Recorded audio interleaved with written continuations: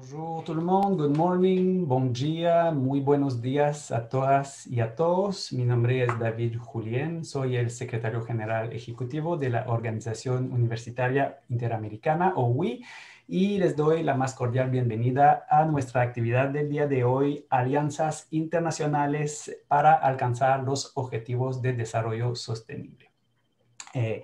Estamos muy contentos hoy de poder avanzar nuestra agenda y nuestro compromiso hacia los ODS y la Agenda 2030.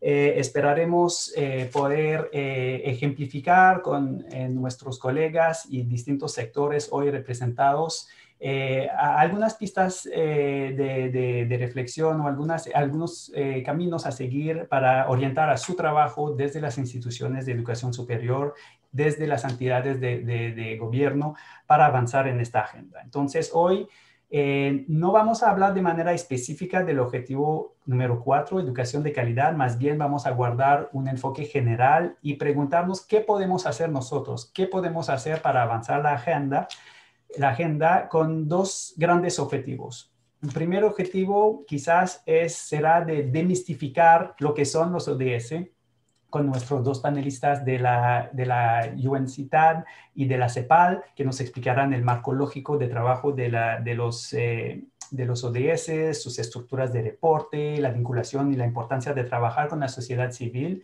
Y el segundo objetivo será de ejemplificar lo que puede hacer el sector académico, las instituciones de educación superior, tanto a nivel de la investigación con la colega del CIDE y a nivel de reforzamiento de capacidades también con la ENAP. Así que, sin más, voy a dar la palabra al doctor Guy Laforêt, un colega y un amigo.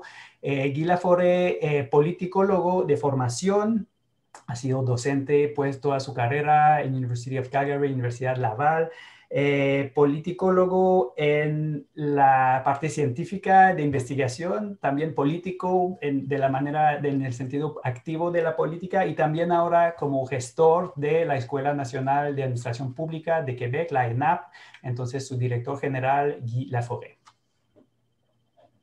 Gracias, David. Y pasión, precisión y concisión o brevedad.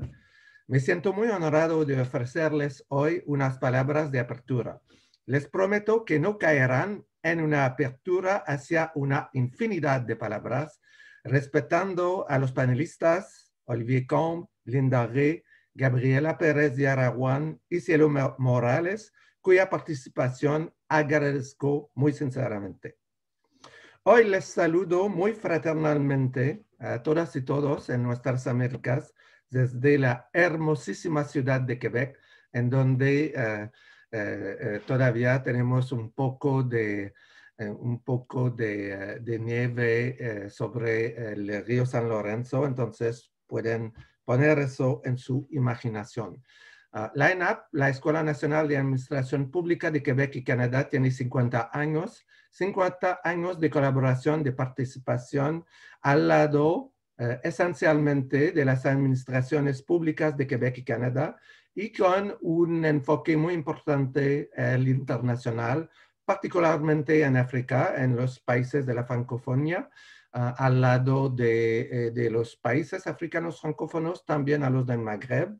Y también tenemos convenios, socios en países de América Latina y Caribe. Uno de ellos, México, tengo el honor de saludar también. Tenemos un acuerdo con la institución que es el CIDE en México y naturalmente es un placer ver entre los panelistas nuestra colega Gabriela Pérez de Araguán. En sus vinculaciones internacionales, la ENAP trabaja con muchas organizaciones multilaterales, la Organización de las Naciones Unidas para las Mujeres, también el Programa de Naciones Unidas sobre el Desarrollo y últimamente hemos desarrollado un convenio muy importante con el Banco Mundial.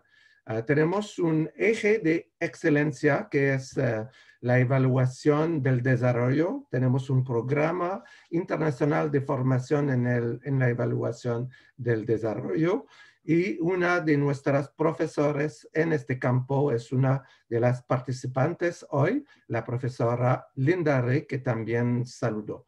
Entonces, en nuestro papel con la nueva iniciativa del Banco Mundial sobre la evaluación del desarrollo, tenemos muchas ilusiones de hacer más cosas con países, colegas e instituciones de América Latina y del Caribe.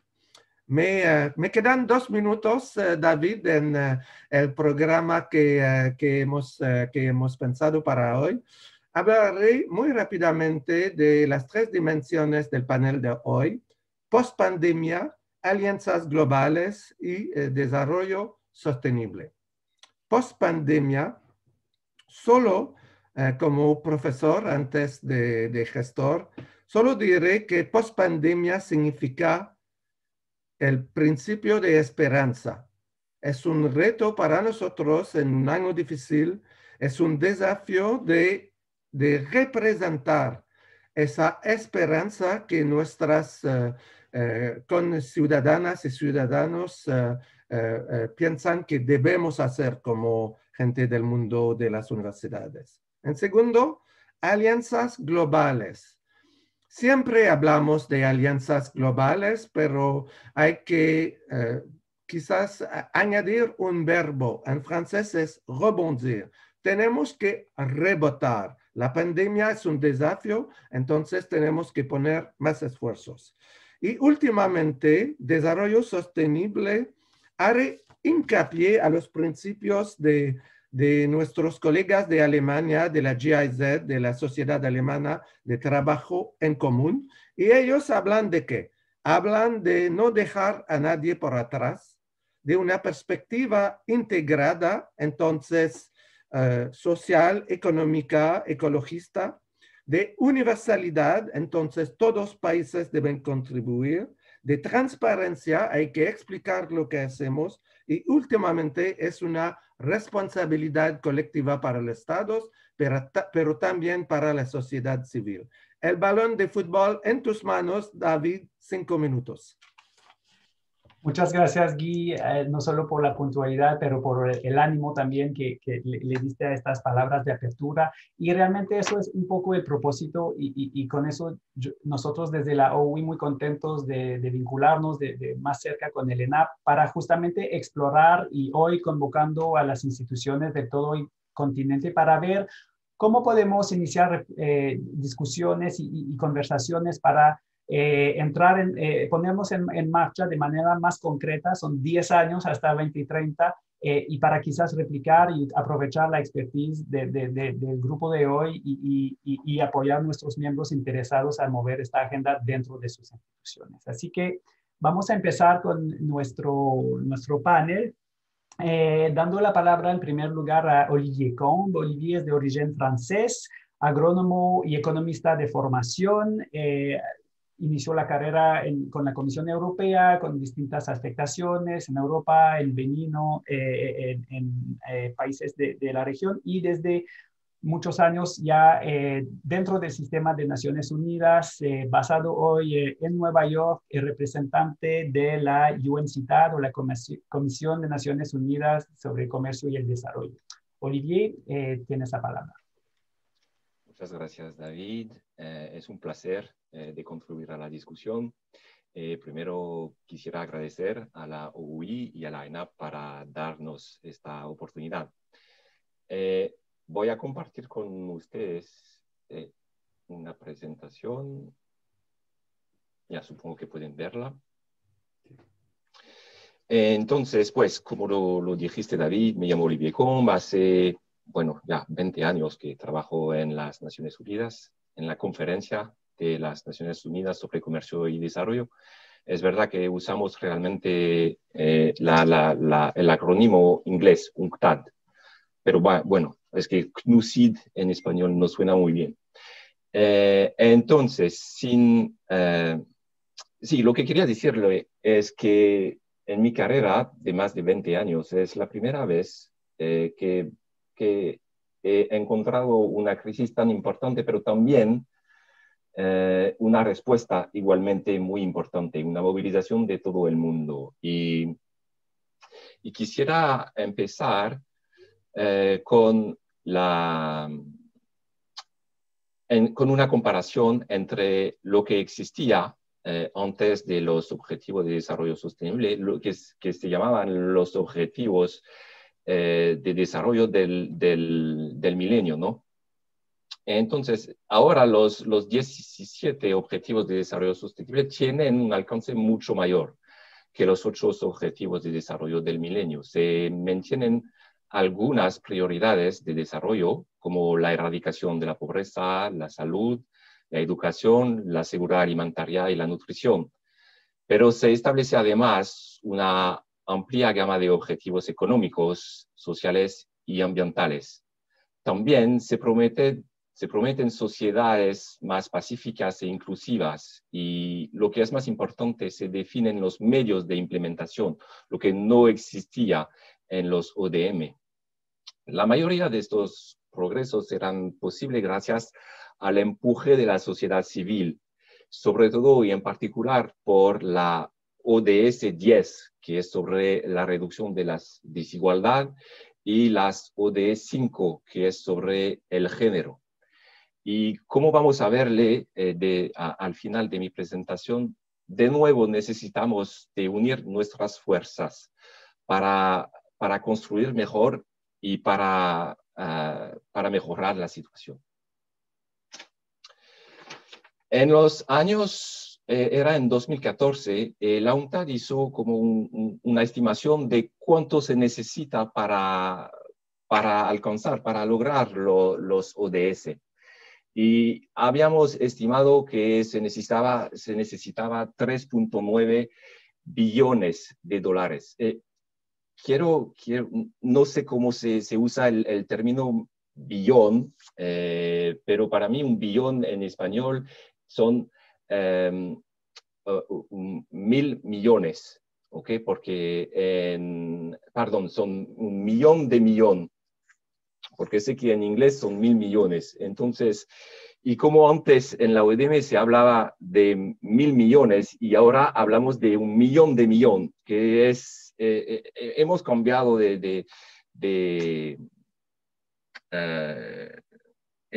hemos cambiado de magnitud, ¿no? Entonces, de estos 3.9 billones de dólares que se necesita por cada año para lograr a los ODS, la inversión actual, y no se ha cambiado mucho desde el año 2015, es 1.4 billón. Y entonces significa que falta en cada año 2.5 billones de dólares de inversión. Y eso era en 2014. Ahora hemos hecho otra estimación y también qué es lo que se necesita más de añadir para luchar contra la pandemia de COVID-19, y hemos encontrado que se necesita adicionalmente 2.5 billones de dólares. ¿Y de dónde puede venir este dinero? Pues no hay mucha forma. Hay una parte que es la ayuda oficial al desarrollo, otra parte que viene del presupuesto nacional de cada país, y incluyendo la creación de deuda, y en fin la inversión privada.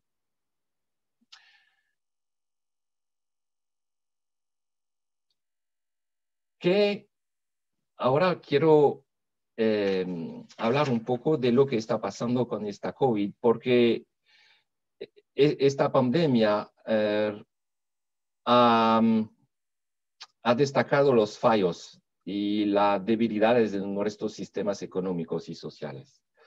Por ejemplo, había problemas que existían antes, como la brecha digital. La brecha digital es, como ejemplo, el hecho de que hay 3.7 billones de personas que no acceden a Internet. Perdón, que son 3.7 mil millones de personas que no acceden a Internet.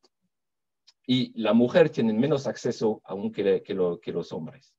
Primer problema. El problema de salud, que todo el mundo no tiene un acceso a la salud y a la protección social para acceder a la salud. Otro problema, que eso hace años que existe también, es la volatilidad sobre los precios de alimentos básicos. Y hemos notado que desde el año pasado hemos visto un crecimiento bastante importante de los precios de los alimentos básicos. Y también en varios países hay una provisión social que está fallando. Por fin, el tema de las pequeñas y medianas empresas que han visto que emplean el 75% del empleo total en los sectores más afectados por la crisis están en este PYM. Entonces, lo que pasó es que debido a este problema, cuando surgió la crisis, ha tenido un efecto sobre el empleo inmediato, que los cierres afectaron 2.700 millones de trabajadores, resultando a una pérdida de empleo de 150 millones. Esto, el hecho de la pérdida de estos empleos, significa que hemos regresado en términos de pobreza. Porque como no existe una protección social suficiente, sólida, entonces la pobreza regresó y hemos visto 250 millones de personas regresando en pobreza. Y esto, la límite de la pobreza aquí lo he puesto porque ya es muy bajo. Es decir, que hay 250 millones de personas más que reciben menos de $3 por día. Igualmente, hemos visto que hay más, se dobló casi el número de personas que sufren de aguda hambre. Ahora son 270 millones a fin de 2020 y eran la mitad al fin de 2015. Y también esto afecta también la desigualdad de género, porque las mujeres sufren más de la pandemia y de sus efectos que los hombres. Hemos regresado sobre todo en las ODS 1, que es pobreza, y ODS 2, que es la hambre. Entonces, como lo dije al principio, la COVID ha destacado los fallos y las debilidades de nuestros sistemas económicos y sociales. ¿Cuál ha sido la respuesta de los países? Bastante importante, quiero decir, un apoyo a la economía de todos los países de 14.7 billones de dólares de estímulo fiscal en un poco más de un año. Es el 15% del PIB mundial. Pero también dentro de esto hay una desigualdad enorme. Estos 14 billones se reparten entre casi, es un empuje de $17 por persona en países menos adelantados, comparado a $9.736 por persona en países ricos. Y otro problema que hemos visto es que la mayor parte de estas liquidez que han sido creadas se fueron al sector financiero. Si lo notan, y lo notamos todo, es que parece que el sector financiero casi no ha sufrido de la crisis. Pero la economía real está sufriendo mucho con todo esto de desempleo, por ejemplo. Y también, aunque todo el mundo está diciendo que el cambio climático es una urgencia, seguimos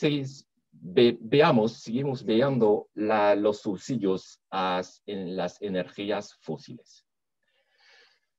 Hay también una iniciativa del Fondo Monetario Internacional de suspensión temporal de reembolso de deuda pública para los países menos adelantados, pero eso llena únicamente 11.000 millones, que es mucho, pero comparado a los que es necesario es bastante poco. Y también estamos esperando, eso es una iniciativa de los Estados Unidos, la creación de los derechos especial de giro de la FMI para suplementar las reservas de moneda de los países. Se supone que vamos a ver 500.000 millones de dólares adicionales. Nosotros en la ONU, y voy a hablar de la UNCTAD, que sobre todo somos una organización de economía, que se trata de economía, y nosotros hemos propuesto un plan con 5 puntos para ayudar a los países a tener lo que llamamos el espacio fiscal, es decir, más dinero para luchar contra la pandemia y para luchar contra la crisis económica que está llegando. Entonces, hemos propuesto, $1 billón de suspensión temporal de la deuda. Hemos propuesto hasta 2 billones para la renegociación de la deuda pública. Hemos propuesto un acceso a dinero fresco por parte del FMI a los países y de los países ricos de $1 billón. También un apoyo al sistema sanitario y los servicios sociales de $500 millones. Y por fin a reformar y coordinar la tasación de las compañías internacionales y particularmente contra los flujos financieros ilícitos, que eso tiene un potencial de $5.000 millones por año simplemente en África, por ejemplo, de tasa adicional, ¿no? De recursos adicional para los países. También hemos aprovechado a la crisis para centrarnos en otros modelos económicos, que ya que hemos visto que el modelo actual no funciona. Entonces, hemos trabajado con una red de economistas de las Naciones Unidas sobre varios nuevos modelos. Unos son muy conocidos como la economía verde, ¿no? Y entonces proponemos de orientar estos estímulos que hemos visto, estos $14 billones, orientarle más sobre esta economía verde, que va a tocar el cambio climático, tener una producción y consumo responsable, tener trabajo decente, crecimiento económico y también acceder a una energía limpia. También proponemos de centrarnos en una economía sostenible para el mar, y eso sobre todo para los países de las islas, que viven sobre todo del turismo y se pueden diversificar su economía teniendo en cuenta su primer recurso, que es el mar. Promover la economía creativa, la llamamos la economía naranja, que se basará sobre creación digital, la moda, creación de media, todo esto también es más una cosa para los jóvenes, para no dejarlos atrás, ¿no? Y también promovemos la economía de la salud, que hemos visto que esta economía es la que tiene el mejor retorno para los inversionistas. La economía de la atención, eso proponemos también de regularla. Es todo el problema de Facebook, de Google, de todas estas redes sociales y de estas plataformas digitales que generan mucho dinero basando al uso de los datos personales de cada uno de nosotros cuando usamos esto. Entonces tiene problema de privacidad de los datos y de cómo financiar estos datos. Y finalmente atraer al sector privado al desarrollo, porque hemos visto que únicamente 1% del total de los activos gestionados es suficiente para alcanzar los ODS. ¿Cuál ha sido la respuesta de la UNCTAD en concreto? Pues en concreto, en menos de un mes hemos trabajado con otros colegas en todo el sistema de las Naciones Unidas para contribuyendo a la redacción del marco de la ONU para la respuesta socioeconómica inmediata ante el COVID. Y eso tiene 5 pilares. El primero es el salud, antes de todo. El segundo es la protección social. El tercero y el cuarto es donde nosotros como agencia económica hemos dado lo más impuestos.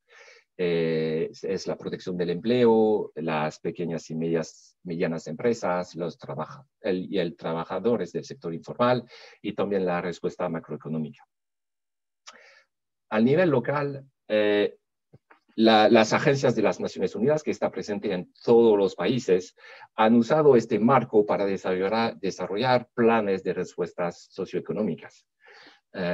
Y esto ha sido financiado por un fondo especial y también todos los recursos disponibles. Y nosotros, la UNCTAD, estamos basados en Ginebra, pero también hemos compartido nuestras expertise en el desarrollo de estos planes locales.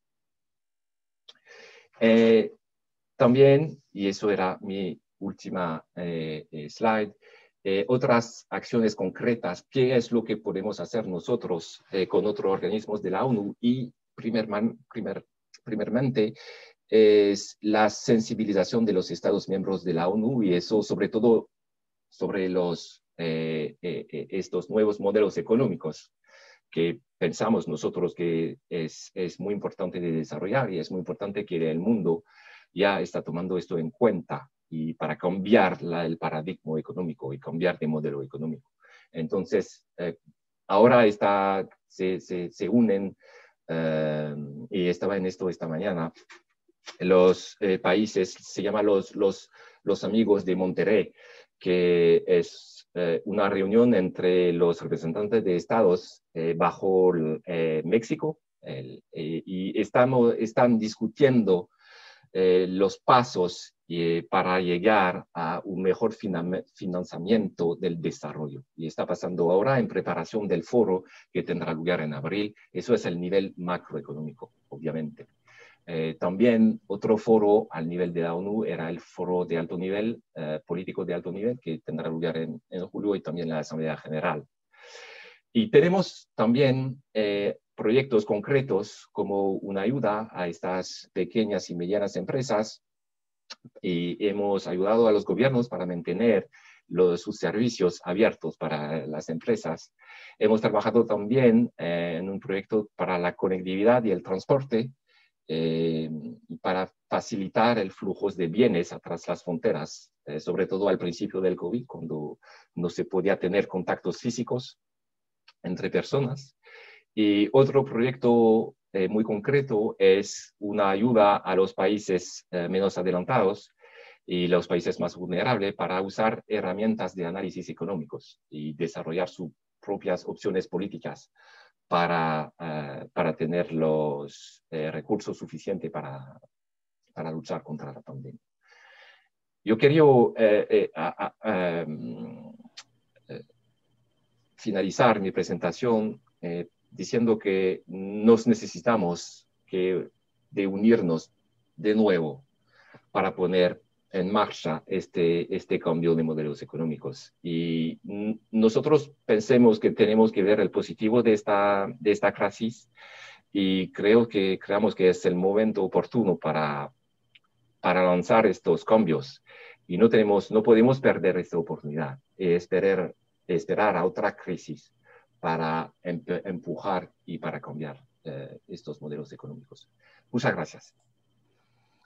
Gracias, Olivier. Yo creo que estos datos hablan de manera muy fuerte, sabiendo que la diferencia, por ejemplo, del apoyo de los estados, que puede variar entre $17 y casi 10,000, nos da una imagen muy, muy concreta de las brechas que realmente existen.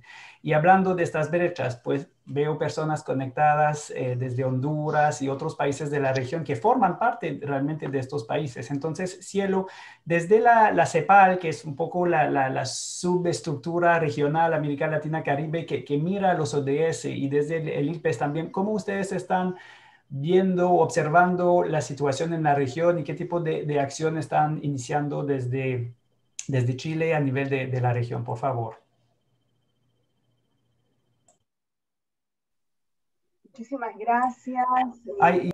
Perdón, Cielo, que no tomé tiempo de presentarte con el CV. Cielo Morales es panameña de origen, tiene sus estudios en Derecho en Ciencias Políticas de la Universidad de Panamá, un máster en Derecho Internacional del King's College en Inglaterra, y pues tiene ya con más de 25 años en cooperación para el desarrollo en el sistema de Naciones Unidas en Panamá, Nueva York, Bolivia. Ahora en Chile se desempeña como directora del Instituto Latinoamericano y Caribeño de Planificación Económica y Social, ILPES, de la CEPAL. Ahora sí, perdón, Cielo, que te doy la palabra.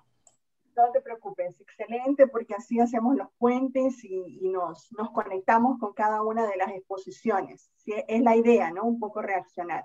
Bueno, en primer lugar quería darle los buenos días a todas y a todos. Espero que se encuentren bien, cuidándose mucho en estos momentos tan complejos que estamos viviendo producto de la pandemia del COVID-19.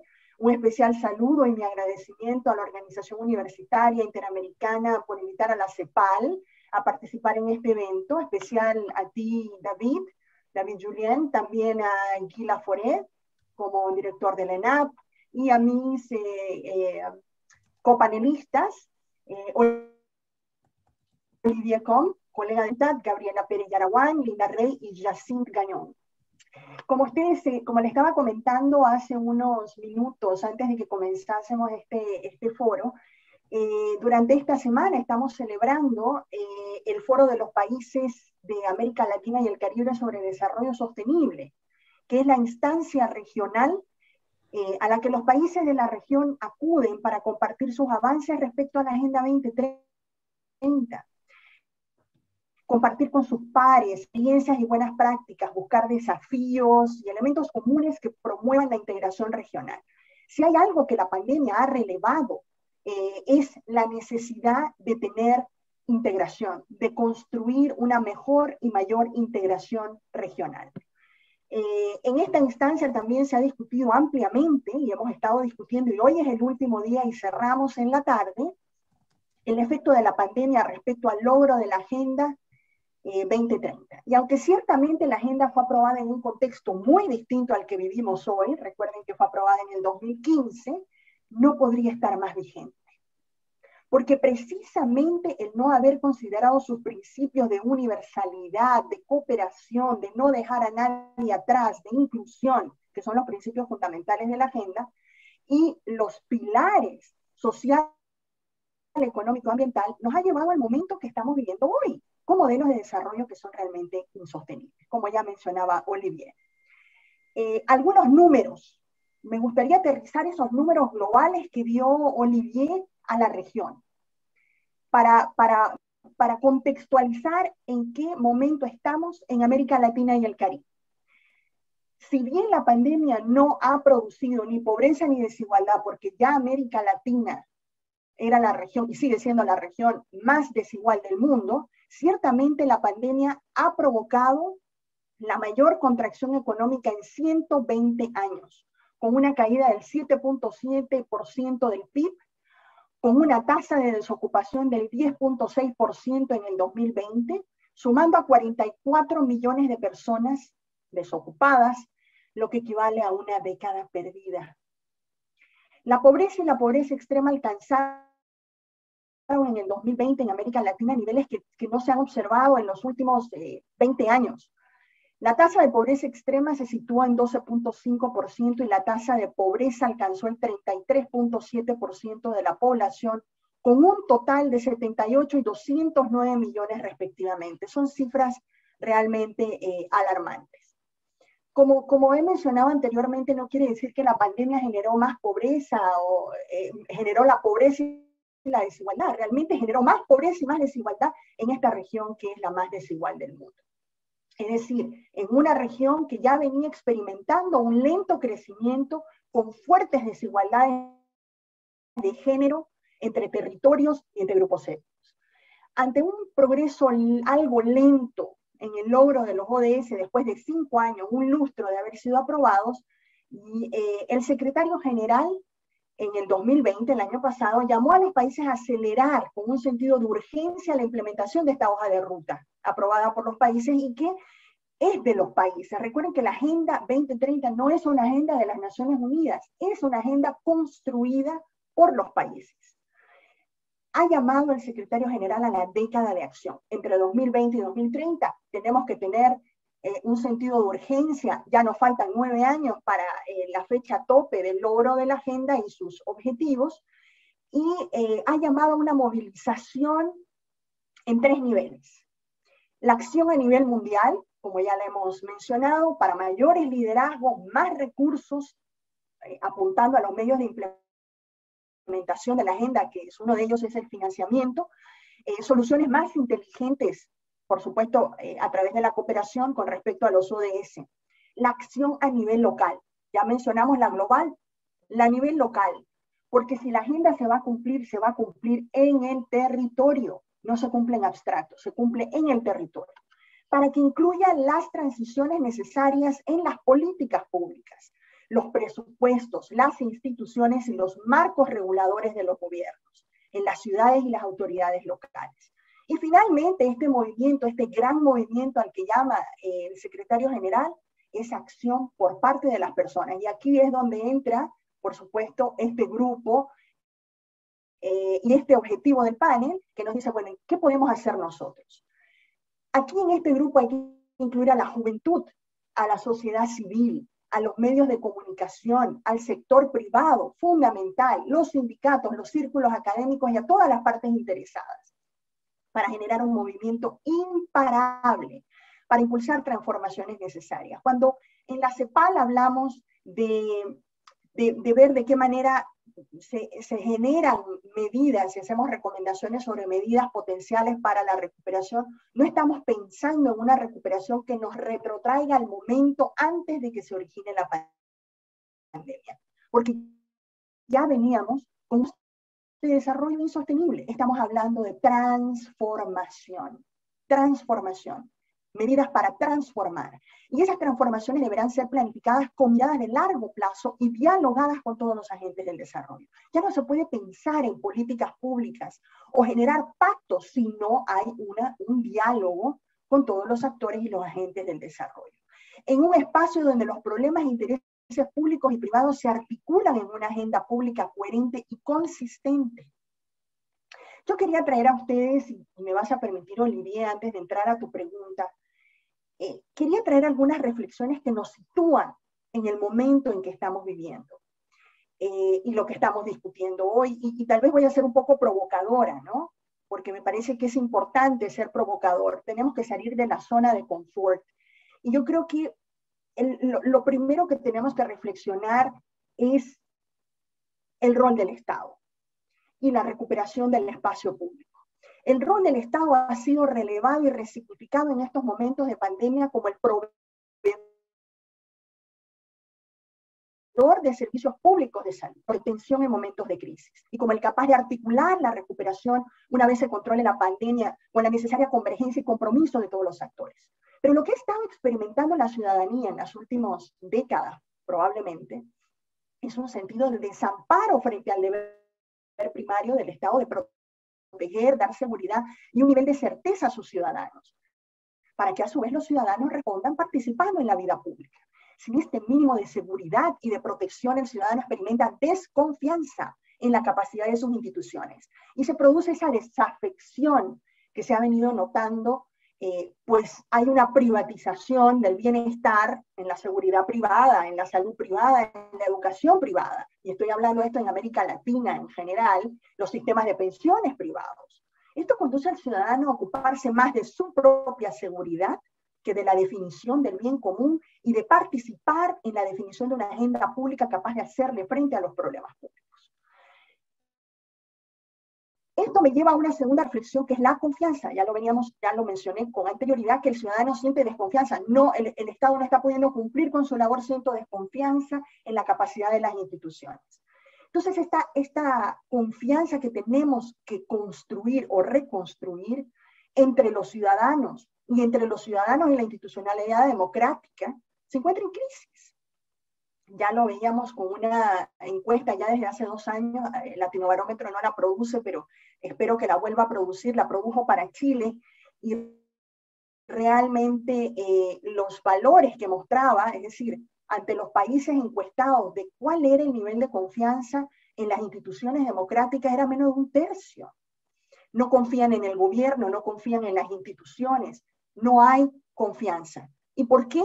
Porque no se sienten representados, porque se ha despolitizado el espacio público, porque se ha privatizado los servicios públicos, y probablemente se puede resumir en que el ciudadano ve el poder desvinculado de las instituciones políticas, porque las verdaderas decisiones se toman fuera del territorio.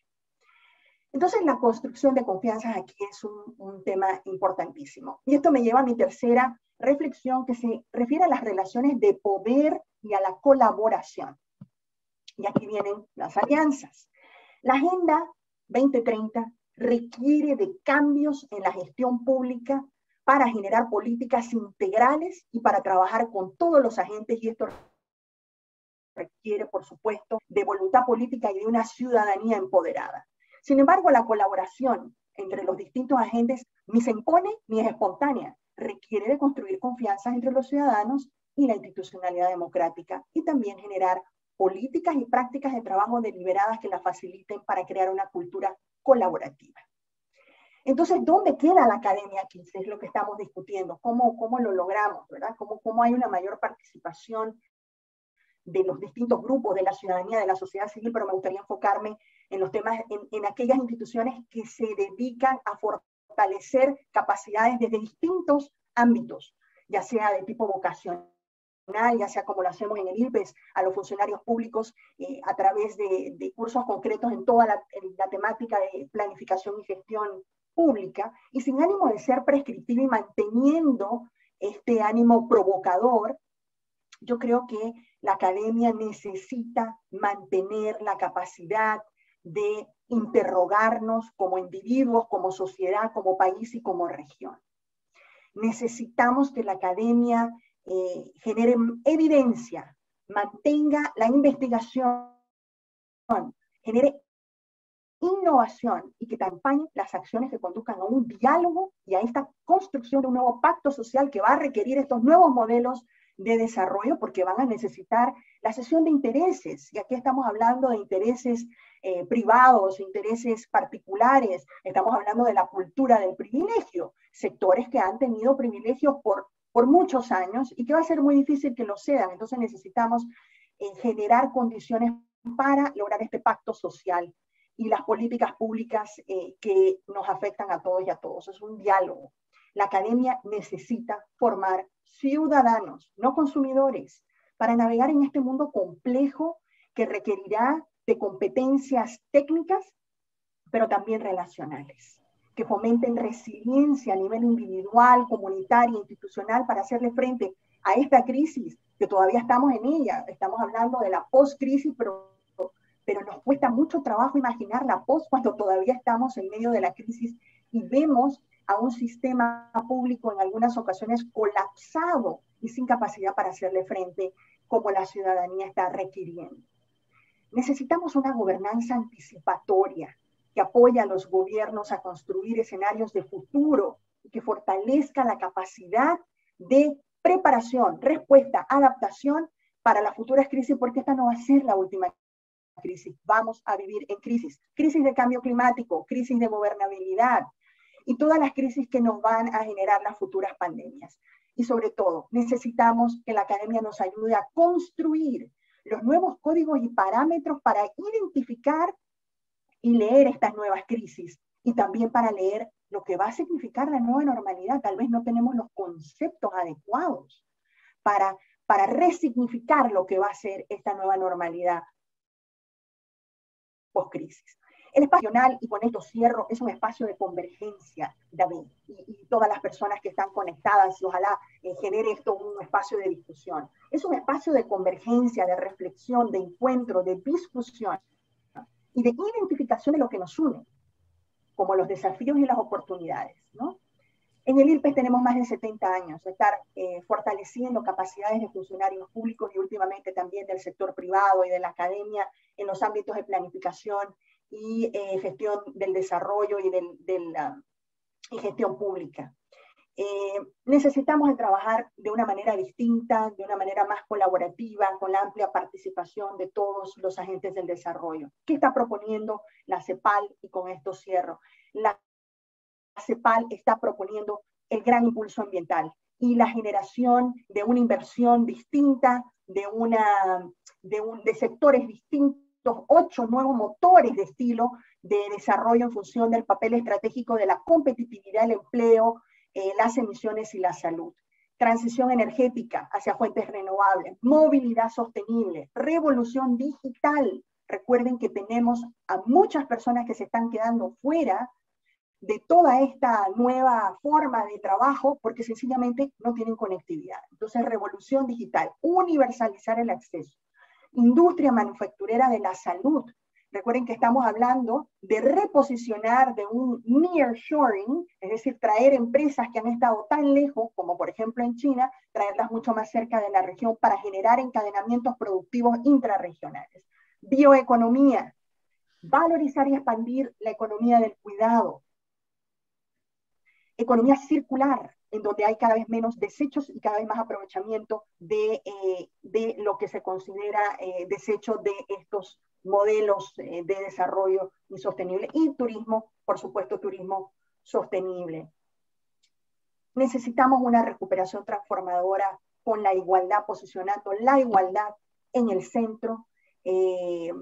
Necesitamos elevar las capacidades institucionales y de gestión del Estado, pactos que promuevan la democracia a lo interno, y tendremos muchos desafíos, y ya lo mencionó Olivier, invertir la inversión en el largo plazo, recuperar empleo, eso va a seguir siendo los empleos perdidos hay que recuperarlos, pero van a ser empleos distintos. No podemos seguir pensando en empleos de la misma forma en como los teníamos antes. La revolución tecnológica y cambiar, por supuesto, los patrones de consumo. Yo creo que la academia, la sociedad civil, el sector privado, todos tenemos un rol para devolverle al espacio público en el que se delibera de lo común.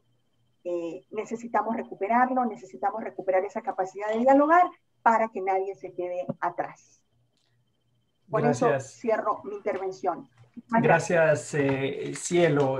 Y ahí yo anoté y me da mucho gusto saber que desde las altas esferas del sistema de Naciones Unidas y de la CEPAL haya una voluntad y un reconocimiento que para transformar la solución está en la acción y está en el territorio, y yo agregaría que está en el terreno de manera todavía más concreta. Y hablando de este terreno, justamente vamos a profundizar ahora esta dimensión del rol de las instituciones de educación superior en colaboración con institutos como el ILPES y demás, escuchando la voz de nuestras dos otras colegas del sector académico.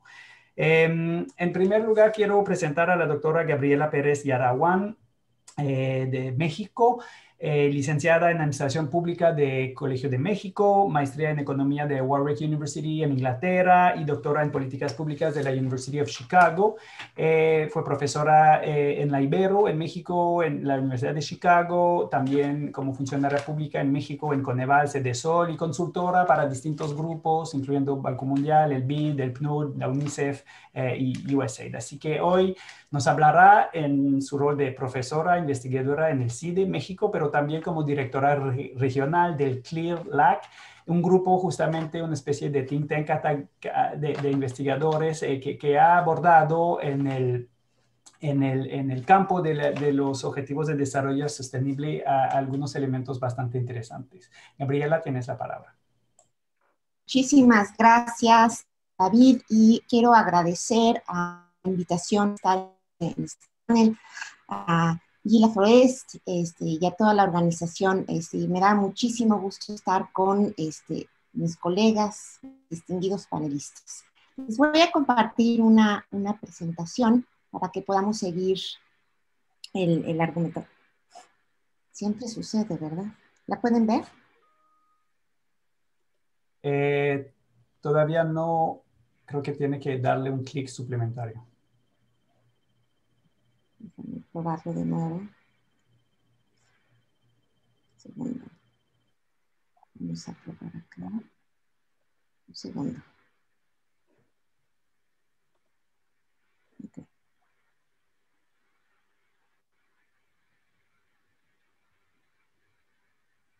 ¿Listo? Ahora sí. Súper. Muy bien, pues para guiar la discusión,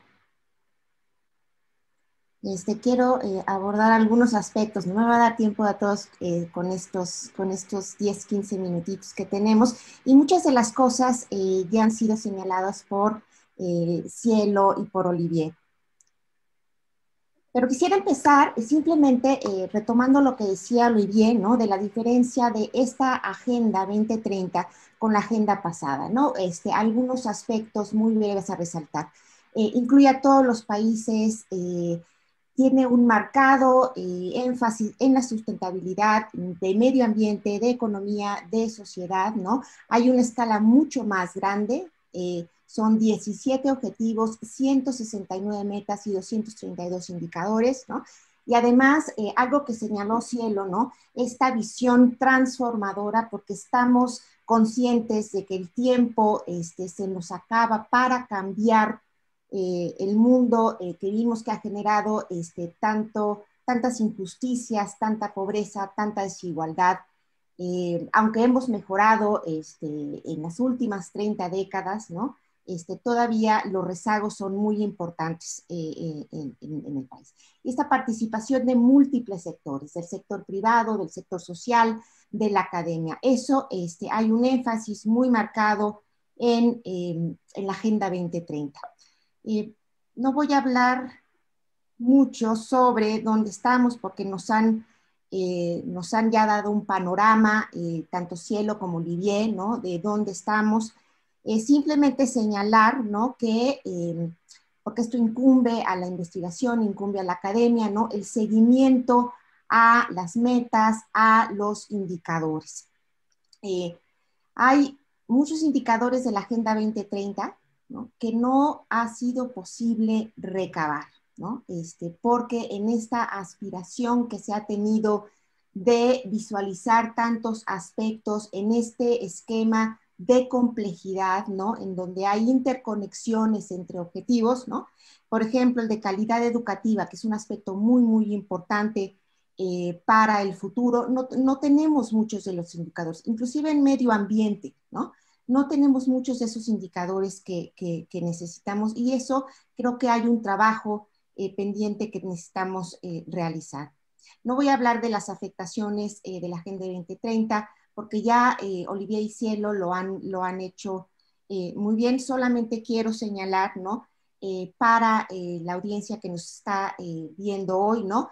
Existen unas revisiones nacionales voluntarias del cumplimiento de la Agenda 2030. Hay una base de datos en esta presentación que seguramente estará accesible al público que la desee. Hay vínculos, ¿no? En cada uno de estos para que se puedan consultar estas fuentes. Algunos de los países, sobre todo los menos desarrollados, han tenido más dificultad para realizar esas revisiones voluntarias, pero es un ejercicio colectivo, conjunto, no solamente desde el gobierno, sino se trata de incorporar tanto a la academia como a la sociedad civil en la elaboración de estas revisiones voluntarias. También la Universidad de Oxford tiene, junto con Naciones Unidas, tiene el Our World in Data, ¿no? Una base de datos abierta al público donde se pueden constatar cómo vamos en esos indicadores. Vale la pena mencionar que muchos están todavía retrasados, digamos, en el tiempo, ¿no? Porque hay muchos indicadores que no se pueden calcular de una manera constante, con periodicidades más cortas, pero es una fuente de información muy relevante ahorita y en el futuro, sobre todo, para ver cómo vamos. Pero vuelvo a señalar que hay muchos indicadores que todavía no se pueden estimar. Existe también por parte de diferentes instituciones internacionales, agencias internacionales, pero también de universidades, un esfuerzo por aplicar inteligencia artificial para tratar de vincular, de conocer cuál es el estado del estudio y la investigación de los diferentes temas relativos a la Agenda 2030 y cómo estos se vinculan. Entonces, si todo sale bien, ustedes deberían ver en la pantalla en unos segundos, o si no, no importa, y díganme por favor si lo ven, un mapa que desglosa, ¿no? Por ejemplo, los objetivos de la Agenda 2030, y ustedes pueden ver con qué temas o subtemas específicos están vinculados, ¿no? Y cuáles estudios, ¿no? Existen al respecto de esto, ¿no? Esto es una iniciativa de la OECD, pero otras universidades han empezado a generar este tipo de mapas, ¿no? Que nos permiten tener un acceso al conocimiento, ¿no? Con relación a los diferentes temas que están interconectados. Y si me puedo... Perfecto. Ok. Ahora, datos, información y evidencia, que me parece que es algo que está en la médula del trabajo académico. Aquí, por ejemplo, tienen en esta gráfica que proyecto los resultados de evaluaciones de impacto aleatorizadas de programas contra la pobreza, que incluyen diferentes elementos, ¿no? En la raya más clara, digamos, están las transferencias para el consumo, los efectos al año 3, ¿no? Y en el color más fuerte están las ganancias, digamos, o los beneficios, ¿no? De menos los costos, o sea, es como un análisis costo-beneficio de estos programas que incluyen varios elementos, ¿no? No solamente transferencias directas, ¿no? Entonces, sabemos que las evaluaciones de impacto, sean aleatorizadas o no sean aleatorizadas, y sean cualitativas o cuantitativas, son indispensables para conocer la contribución real de los programas a las políticas públicas al logro de los objetivos que queremos, ¿no? Y es importante, sobre todo ahora, que pensemos en cómo diseñamos, implementamos las políticas públicas para este mundo que, como decía Cielo, se tiene que transformar para ser más inclusivo, para ser diferente, para tratar de atacar las desigualdades en muchos sentidos que hemos generado, ¿no? Ahora, la investigación de este tipo requiere un alto nivel de expertise y de compromiso por parte de los tomadores de decisión.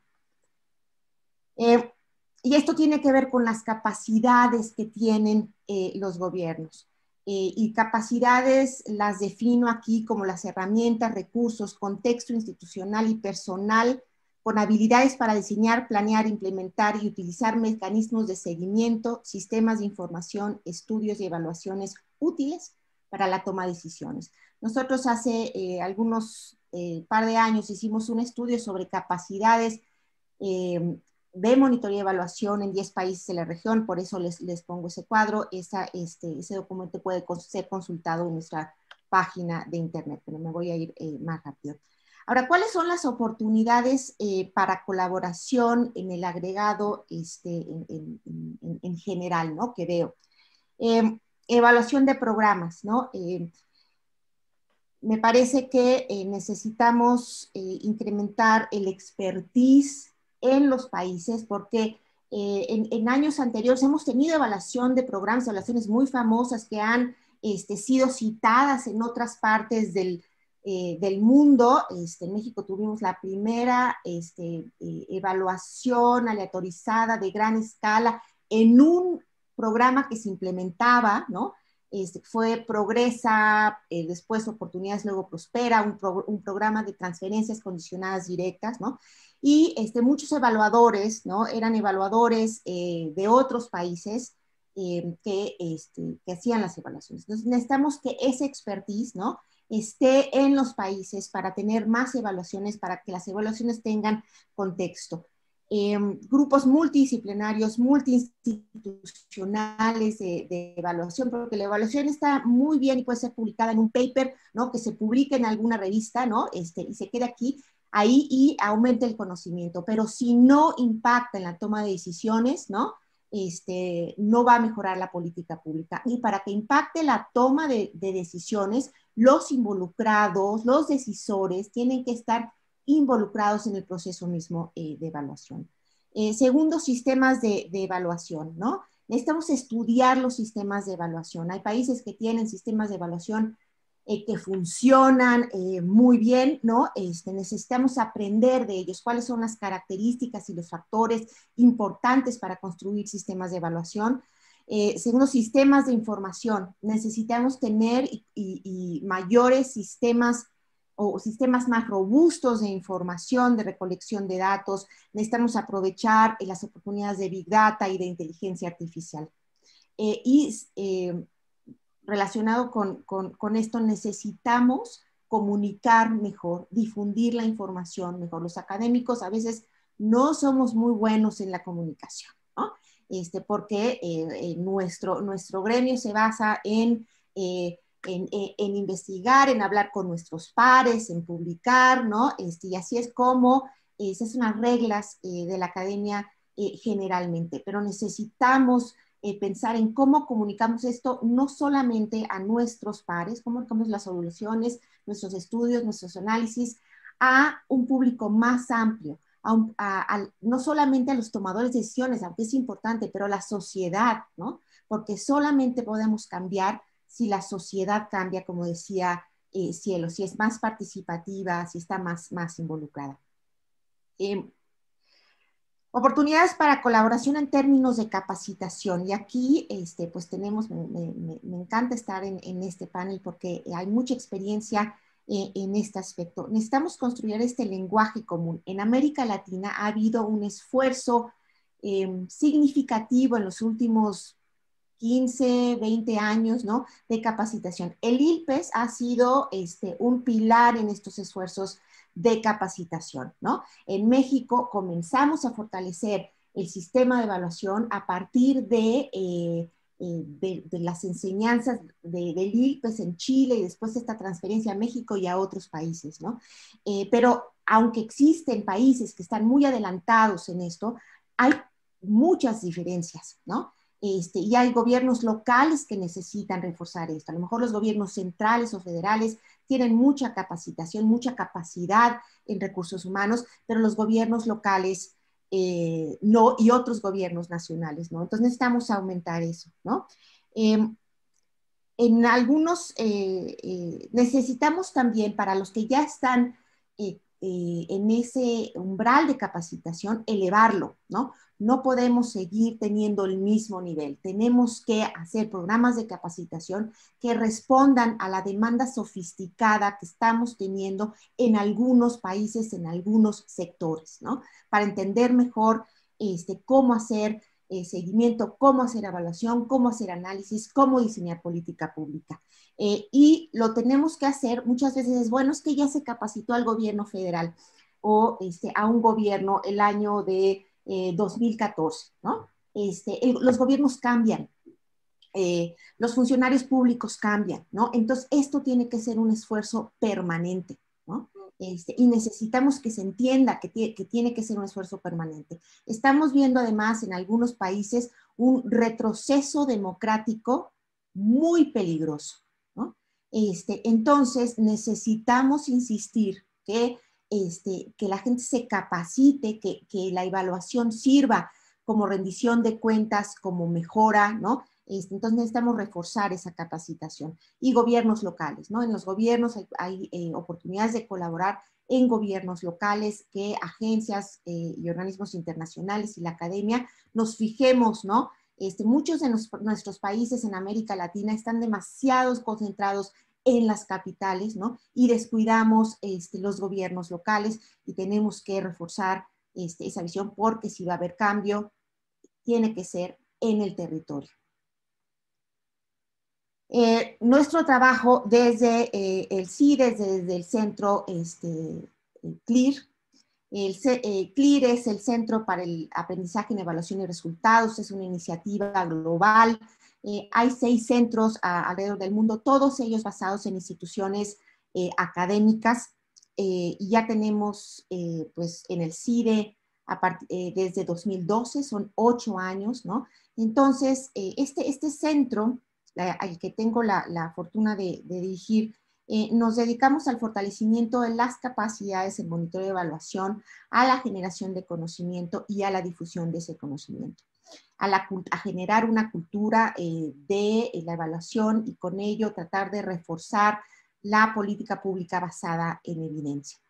Tenemos varias iniciativas, les puse aquí una serie de íconos que ustedes pueden consultar. Tenemos una semana de la evaluación, que este es nuestro 7º año consecutivo organizando, y nació porque pues podíamos organizar una conferencia en México, pero pues eso implicaba una restricción de nuestro alcance, ¿no? Entonces lanzamos una convocatoria, y esto en realidad nosotros ponemos una base, ¿no? Y hacemos el trabajo, digamos, detrás del escenario, pero son las organizaciones que quieren participar en realizar eventos, ¿no?, que son las verdaderas, es el verdadero foco, son las anfitrionas, las estrellas, ¿no?, de la organización. Entonces, todo el mundo puede organizar su evento en una semana al año, ¿no? Nosotros nos encargamos de poner la convocatoria, de generar la agenda, de hacerle difusión, pero eso fortalece la cultura de evaluación. Ha sido muy exitosa y hoy en día es global desde hace 2 años. Tenemos ahora un podcast donde invitamos a investigadores, académicos, a personas no solamente del CIDE, sino de otras instituciones. De hecho, la invitación está abierta en este panel a que nos acompañen a un podcast porque y ha sido muy exitoso y es una manera de transferir conocimiento. Hemos hecho evaluaciones para programas sociales en México y en otros países, en Colombia, en Perú, y aprovechamos desde CLIR toda no solamente del CIDE, los académicos del CIDE, sino los académicos de otras universidades. Para la difusión de las oportunidades de capacitación, tenemos una plataforma donde programas que tengan cursos, posgrados en capacitación, pueden ingresar su información a esta plataforma, y esto es para cerrar las brechas de información, pero para que en lugar de que cada quien esté haciendo sus programas de capacitación y el individuo no sepa cuántos hay, dónde están, cuándo empiezan o de qué se trata, ¿no? En esta plataforma se pueda consultar la oferta. Tenemos un sitio que se llama ODS, donde tratamos de juntar toda la información de América Latina con respecto a los ODS para que sea de fácil consulta. Tenemos un curso internacional de monitoreo y evaluación con IFAD, para el desarrollo rural, que se da en 3 idiomas, inglés, español y francés, y ahora se tuvo que reconvertir a hacer en línea. Ahí están las ligas a todos esos recursos que se pueden tener. Estas son las instituciones con las que hemos colaborado durante los últimos 6 años en el CLIR, y hoy en día las alianzas son súper importantes para nosotros. Solamente les señalo 4, la Global Evaluation Initiative, que Guy la mencionó al principio, y que es una conjunción de diferentes actores internacionales en este espíritu de fortalecer la colaboración, de conjuntar recursos y esfuerzos para fortalecer la política pública basada en evidencia y el monitoreo y la evaluación. FOSELAC, que es una iniciativa de DEVAL, del Instituto de Evaluación Alemán. Tenemos también una colaboración ahora con CARICOM, en donde vamos a emprender pilotos para fortalecer los sistemas de gestión por resultados, y con IFAD continuaremos nuestro programa PRIME, capacitación y monitoreo de evaluación para el sector rural. Y con eso termino. Muchísimas gracias. Gracias, Gabriela. Y eso creo que nos demuestra que los esfuerzos que se hacen a nivel de investigación y a nivel de evaluación permiten generar los fundamentos teóricos y prácticos para orientar lo que luego son las iniciativas de formación, ¿no?, y de capacitación. Y yo creo que nuestra siguiente panelista se orientará a eso. Y creo que su llamado a la colaboración, cuando yo veo en el chat y en la lista de participantes, tenemos gente desde Bolivia, Ecuador, Chile, Argentina, El Salvador, Honduras, Nicaragua, México, Quebec, Canadá. Yo creo que sí, seguramente este clearinghouse o esta recuperación, pues, de iniciativas, seguro que será un llamado respondido por los participantes de hoy. Vamos a pasar a nuestra última panelista. También recuerdo que si los participantes tienen observaciones, después de la cuarta presentación abriremos un pequeño tiempo de preguntas y respuestas. Pueden utilizar el chat y la sección de pregunta para plantear sus observaciones o preguntas dirigidas o generales. Entonces vamos a dar la palabra ahora a Linda Rey, que diplomada en Relaciones Internacionales del Instituto de Estudios Políticos de Aix-en-Provence, un máster en Relaciones Internacionales de Sorbonne, Paris 1, doctora en Salud Pública acá en la Universidad de Montreal, acumuló distintos roles como diplomática, funcionaria y consultora, pero hoy nos hablará en su rol de profesor y especialista justamente en el tema de evaluación de programas en el seno de la Escuela Nacional de Administración Pública ENAP en Quebec. Linda, vous avez la parole. Muchas gracias. Muchas gracias a todos. Voy a compartir mi presentación. ¿Todo puede ver la presentación? Sí. Okay, bueno. Hoy voy a tratar un poquito al nivel micro de todo lo que estamos hablando de las alianzas internacionales para alcanzar los objetivos de desarrollo sostenible. Pero no voy a repetir lo que mis compañeros han dicho, pero voy a dar la perspectiva de la ENAP, la Escuela Nacional de Administración Pública de Montreal, de Quebec y de otras ciudades en Canadá. Primero, la crisis de la COVID está sacudiendo la geopolítica mundial y sobre todo redefiniendo la dinámica de colaboración mundial y global como los hemos visto, y los asocios internacionales, y no solo estados, pero la sociedad civil también, las empresas, los ONGs, deben adaptarse a la incertidumbre y las turbulencias del presente, pero al tiempo que se preparan para hacer frente a los retos económicos, medioambientales y tecnológicos del futuro. Y los Objetivos de Desarrollo Sostenible pretenden fomentar iniciativas más concretas para alcanzar un nivel de desarrollo más inclusivo, equitativo y sostenible.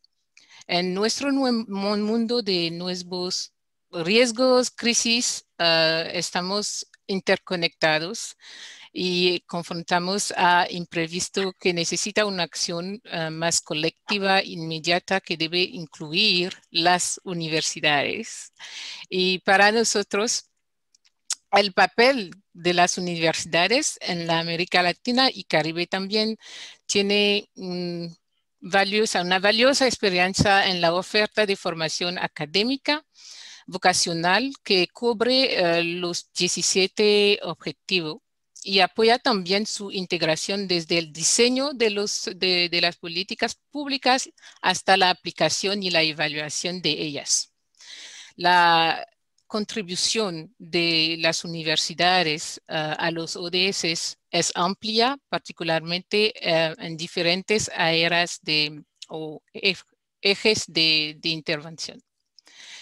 Primero, a través de la docencia debemos dotarnos los egresados del conocimiento de las habilidades y de la motivación suficiente para comprender y abordar la complejidad de los ODS. También debemos tener como principio inspiradores los ODS en nuestras enseñanzas. Segundo, a través de la investigación tenemos que resolver los desafíos que encontramos con el avance de la ciencia y generar pruebas, como lo dijo Gabriela, pruebas científicas sólidas, rigurosas, movilizar soluciones e innovaciones que debemos impulsar. Y finalmente abordar las investigaciones a través de un enfoque multidisciplinario y multisectorial también. El tercer pilar de esta reflexión dentro de las universidades es al nivel de la política institucional y del liderazgo social de la universidad. Como lo sabes, la universidad tiene un rol social y debemos repensar el pacto social y la responsabilidad de las universidades de construir los ciudadanos de mañana. Y debemos integrar e incorporar los ODS en las estrategias, las políticas y también en los planes de las universidades. Y todo eso debe percolar al nivel de la propia gestión y la dirección de las universidades, conjuntamente con diferentes actores, ONG, sociedad civil, instituciones y organizaciones estatales. ¿Qué hacemos en la ENAP? Tenemos diferentes actividades y estamos implementando diferentes proyectos, pero voy a dar aquí diferentes ejemplos para que tú puedes entender un poquito más cómo nosotros estamos contribuyendo a los ODS. Por ejemplo, y si tomo el ODS, el objetivo número 4, la educación de calidad, podemos ver que contribuimos desde la docencia y la investigación. Tenemos también oportunidad de asistencia técnica de la ENAP a la red de las ENAP francófonas para integrar un curso universitario sobre los ODS en la curricular inicial de los administradores y gestores públicos a diferentes niveles de gobernanza, como le decía Cielo. Tenemos también la certificación universitaria en evaluación del desarrollo con el PIFED, Programa Internacional de Formación en Evaluación de Desarrollo, y también módulos especializados sobre enfoque de género en el marco de los ODS. Lo que podemos entender aquí es que los ODS no son compartidos, pero estamos trabajando integrar diferentes ODS cuando sea posible. Finalmente, recientemente teníamos un curso en línea masivo y abierto, en los MOOCs, con la ENAP y el Instituto de la Francofonía para el Desarrollo Sostenible, IFDD, sobre los ODS en las políticas públicas. Teníamos hasta 3,000 personas, 66% de los participantes terminaron el curso hasta el final y también 36% de ellos hicieron los exámenes para tener la atestación.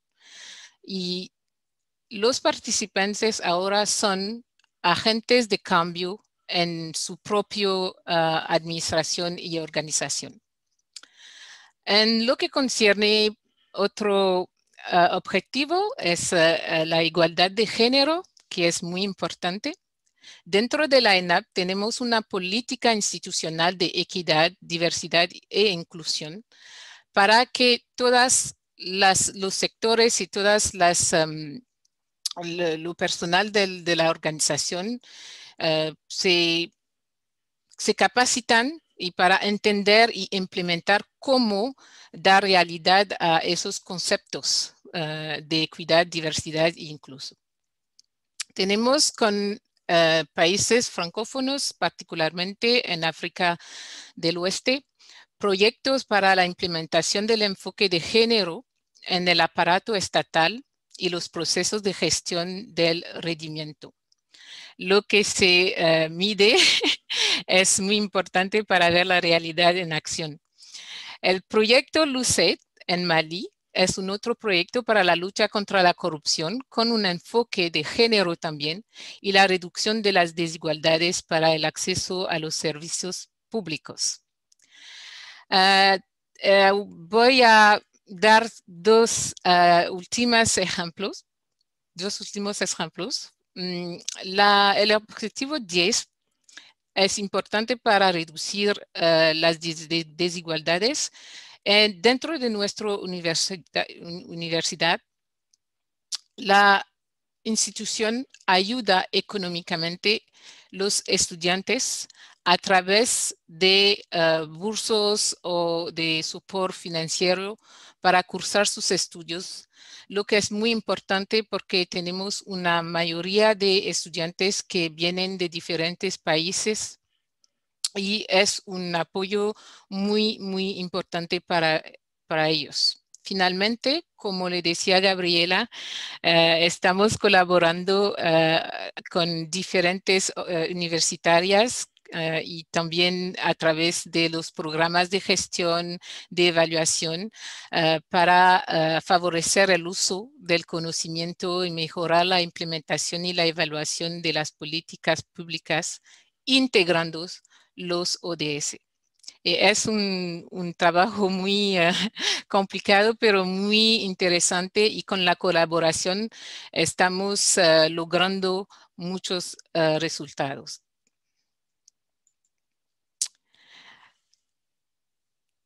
El contexto del crisis es muy complejo y puede ser pesimista, pero pensemos que es también favorable a la colaboración y a la innovación.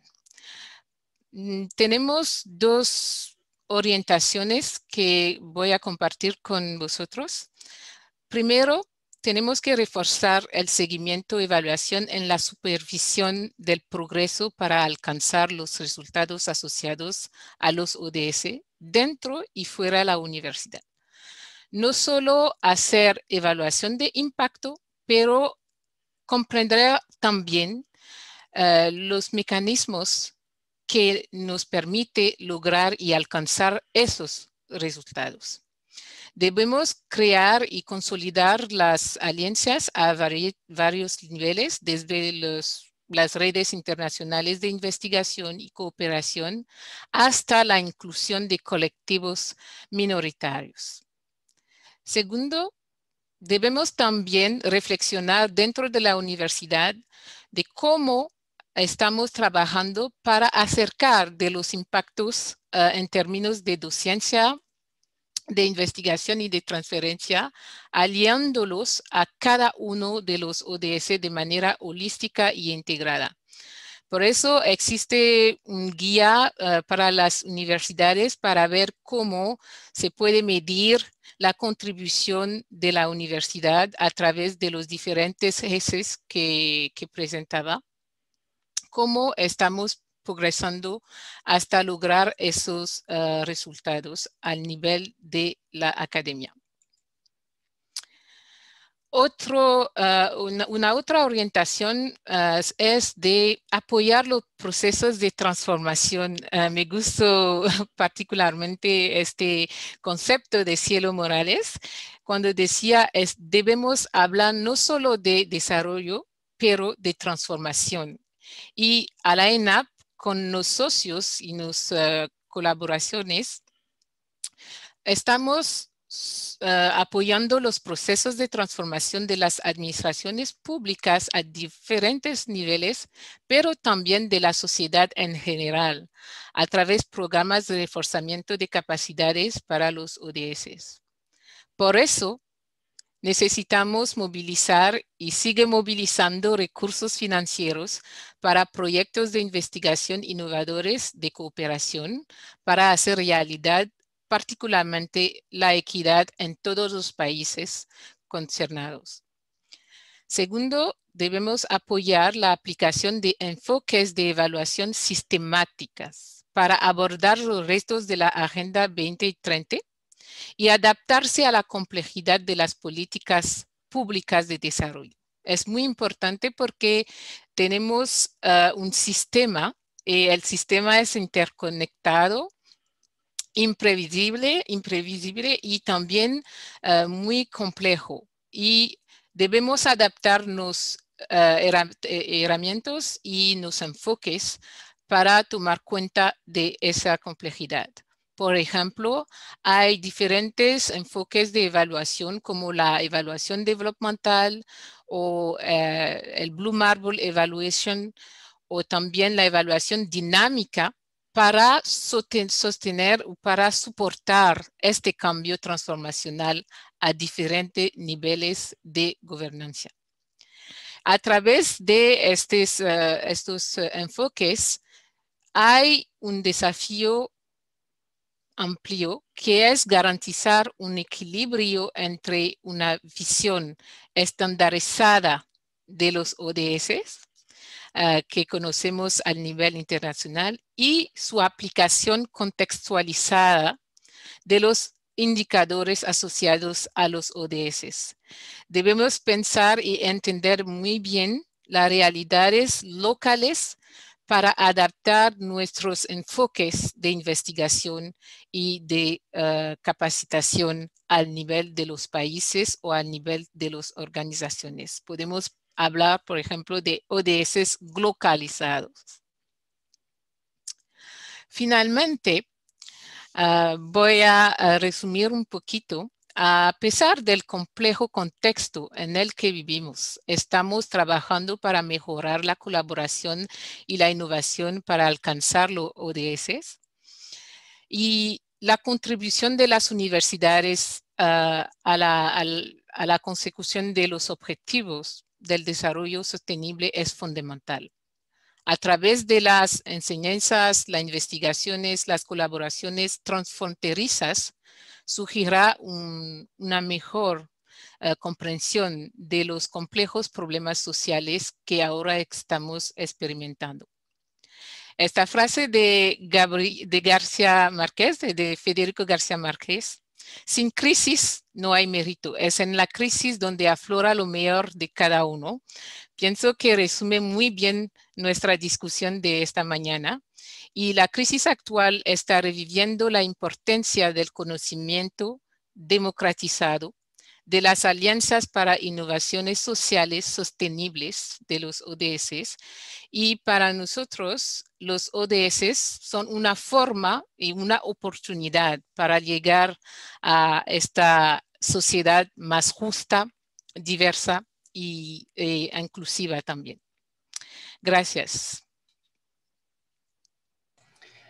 Gracias a ti, Linda, por estas observaciones. Ya estamos cerrando el tiempo identificado. Voy a abrir nada más un pequeño espacio para el cierre. Tomé nota de algunas de las preguntas en el chat que voy a tratar de resumir y compartir, y luego darle quizás un minuto a cada uno de nuestros expertos para un comentario final de cierre, ¿no? Respetando los tiempos establecidos.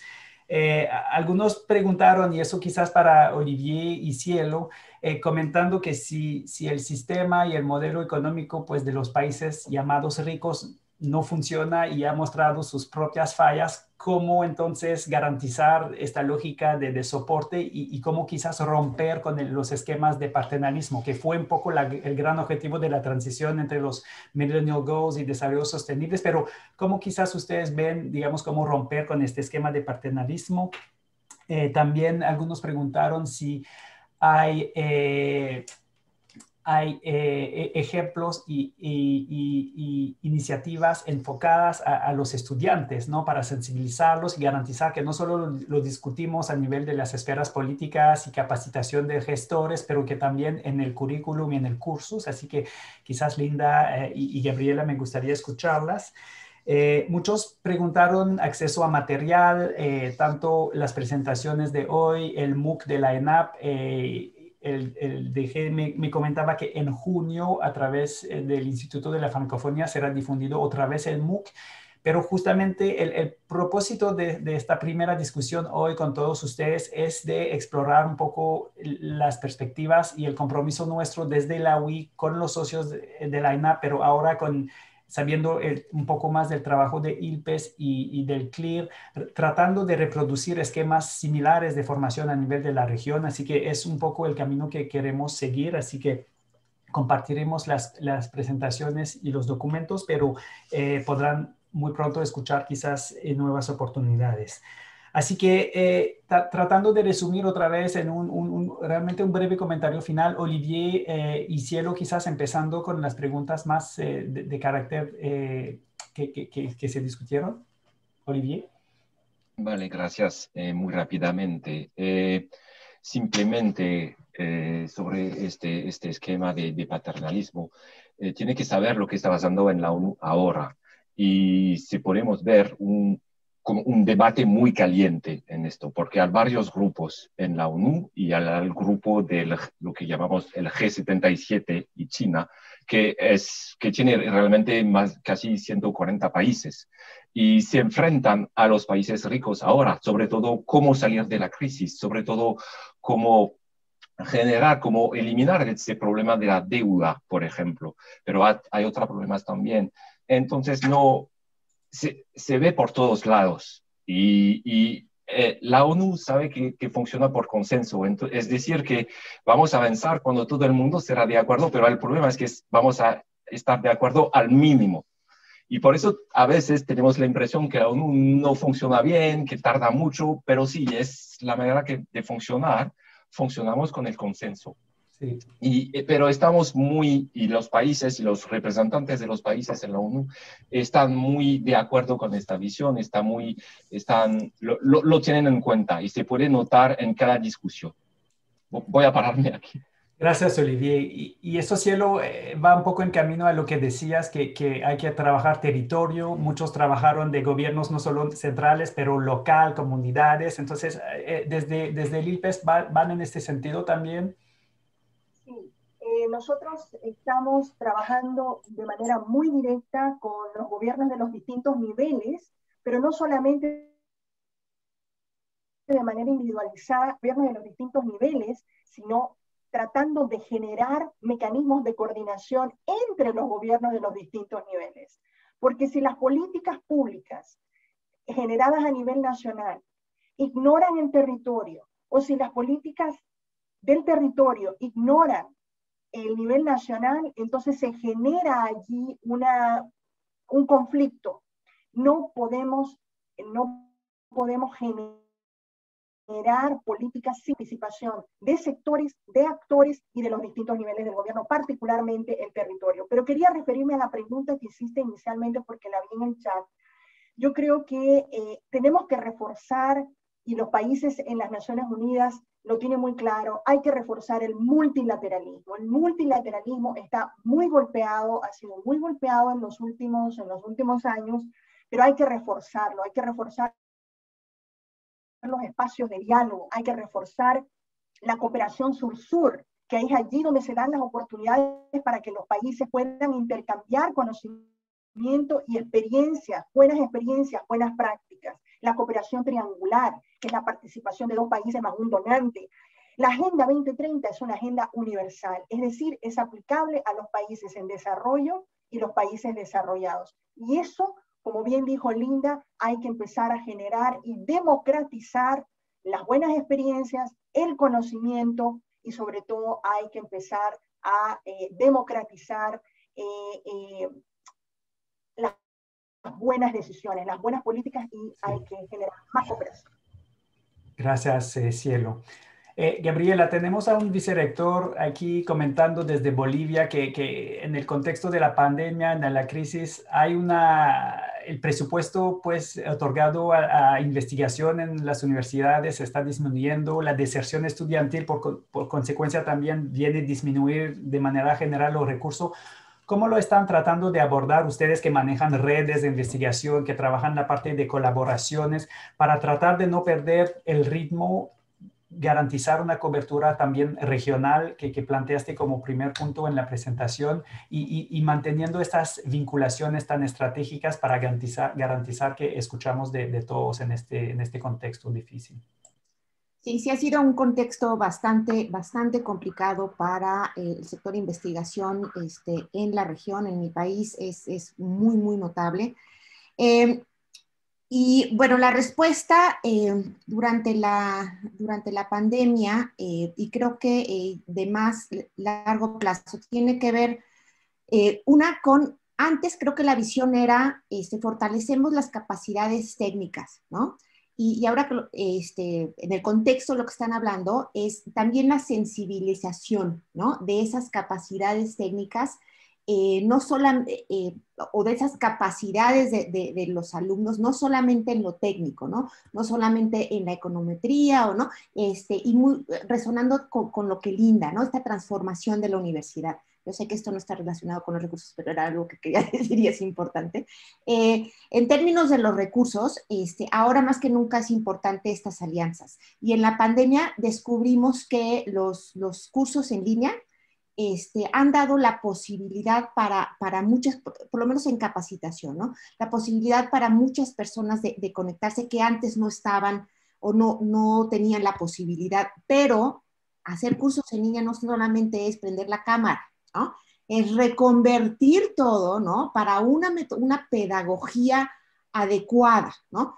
Y luego también atravesamos con las faltas de conexiones, ¿no? Eso implica otros retos también, ¿no? Pero hemos descubierto un mercado muy importante y muy interesante si lo podemos hacer bien.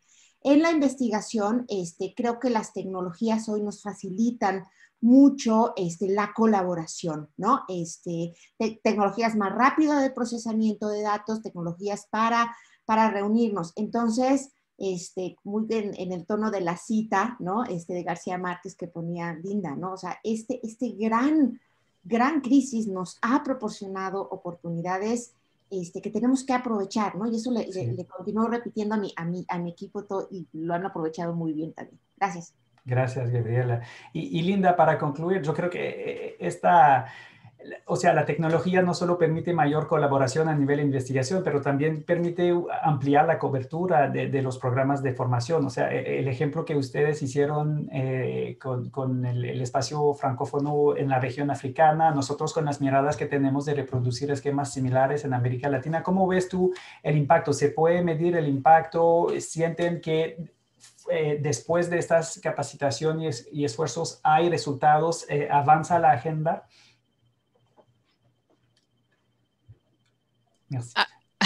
Avanzamos la agenda también a dos niveles. Primero, con la digitalización o la oportunidad de los estudiantes de participar de distancia a los cursos, pero también a través de la red de los ENAP francófonos en países donde los estudiantes pueden participar en presencial a los cursos, pero con nuestro apoyo debemos contribuir a cursos de calidad, no solamente a través de la digitalización, pero también con nuestros socios en nuestras organizaciones de las ENAP en los países, dentro de los países.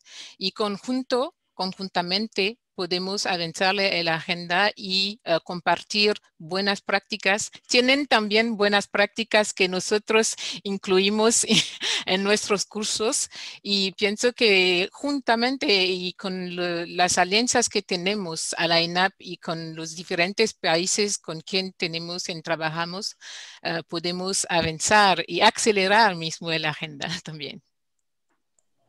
Gracias, Linda. Bueno, estimados panelistas, estimadas y estimados participantes, eso concluye nuestra iniciativa. Desde la OUI, eso es precisamente nuestro rol, tratando de poner en conjunto estos actores. De hecho, puedo avanzarme para decirles que aprovechando el Congreso de las Américas sobre Educación Internacional en octubre, estaremos lanzando un proyecto de investigación, un llamado para becas en investigación que estamos coordinando ahora gracias a la colaboración entre otras universidades de la ENAP, de todas nuestras universidades a nivel de Canadá, y seguramente estaré en contacto con nuestros panelistas para ver de qué manera pueden contribuir al Fondo Semilla que estamos movilizando, pero sobre todo en la parte académica para lanzar este gran proyecto de investigación sobre la cooperación internacional en el tema de ODS. Así que para los miembros de la OUI que nos están hoy escuchando, vendrán también oportunidades y financiamiento para soportar sus iniciativas. Guy, te dejaría las palabras final como coanfitrión de este evento. Nuestras primeras discusiones era justamente de poder movilizar y sondear un poco si había un interés en esta región para replicar lo que han avanzado desde la ENAP en otras regiones. Así que te dejo quizás las observaciones final para cerrar esta actividad. Gracias, gracias David. Mucha ilusión después de escuchar a todos los panelistas, los cuales agradezco otra vez. También a ti, David, y a tu equipo en la UI. Seguiremos trabajando con vosotros, con los panelistas, con toda la gente que hemos conocido hoy. Quiero agradecer también al equipo técnico de la Dirección de Asuntos Internacionales de la ENAP, Jacinthe, Venecia y Elodie, que participaron hoy y son buenas contactas para todos. Y en cada parte de las Américas en que vivimos hoy, de la Tierra de Fuego al norte, Somos una comunidad y trabajaremos juntos para reforzar las capacidades y lograr los objetivos de desarrollo sostenible. Es algo que requiere valianza, que requiere tiempo, pero ojalá lleguemos a un buen puerto en 2030. Gracias a todos, a todas y nos veremos pronto. Merci, Guy. Y nada más recuerdo a todos y a todas que la grabación será disponible a través de nuestro Facebook. También la enviaremos a las 460 personas inscritas junto con las presentaciones y datos de contactos para quizás establecer contacto con alguno de nosotros a continuación. Así que merci beaucoup, muchísimas gracias a los colegas y un saludo a todos. Hasta luego. Gracias. Adiós. Gracias. Gracias a todos. Chao, Ha sido un chao. placer. Chao, chao.